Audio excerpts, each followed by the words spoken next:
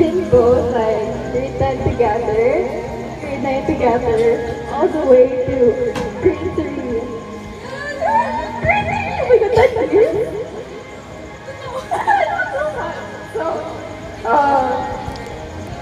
I'm actually surprised that we still maintain like our close bond even though after you kind of 9 years? and it 10? feels like it was a month that I cried so much because when you left IA na, it was so shocking sa ako. Like, hala, Krisha left na sa IA, tapos mapili namin ni April sa IA. At least di na ako mag-stop sa IA, no? I actually miss na, ano, like, talking to you sometimes, but you will always complain na, pag-birthday ko, tapos si MM sitting pretty lang. Uy! Grabe. Ano, Grabe ang sitting pretty. you always make tampo kay Krisha, April, Daniel, and I would always go once na outside the school kay we're buying our snacks na ikaw ka na dun sa room kay mag-ipa ka sa room. So, you always magtampo sa amo If sugar ba ko nga, ano.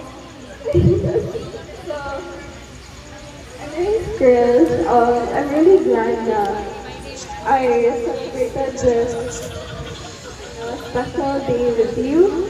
And I still remember one of your birthday Ulo ko na po dyan ang celebrations music.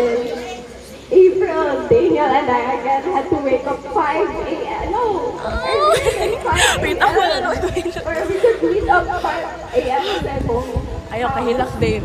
And then we really had to make like little noise lang kay we were planning to surprise you sa imong house. So after that, Neil and Hebrew were cooking and then I was holding the cake. So and then when you opened your door kay you were tignan sa ata, di ba na there's something outside. It's pag-agin mo, Bisaya, happy birthday, and you were crying. That moment it really showed me that our friendship, like what we have is something precious. You know what's the most unnecessary That's that I remember? What? With your shop? Opening the doorknob of my tita's house.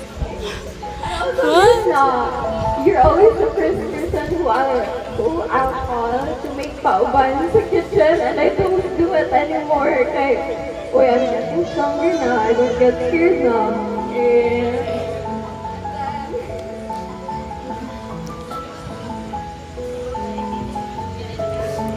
Can I share everything fine?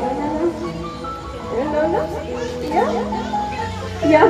Ay, pagdali. So, I just wish na in every version of me and whatever universes there are out in the world, I just hope na every Shane, may ikaw would ano? always you're always reminded that version and then my like every version of me would always remind you how much I love you, Chris. So much good. So yeah, that's all. I'll send you my full two-page letter in naka Microsoft Word later. Okay, Ralph? Read it ha?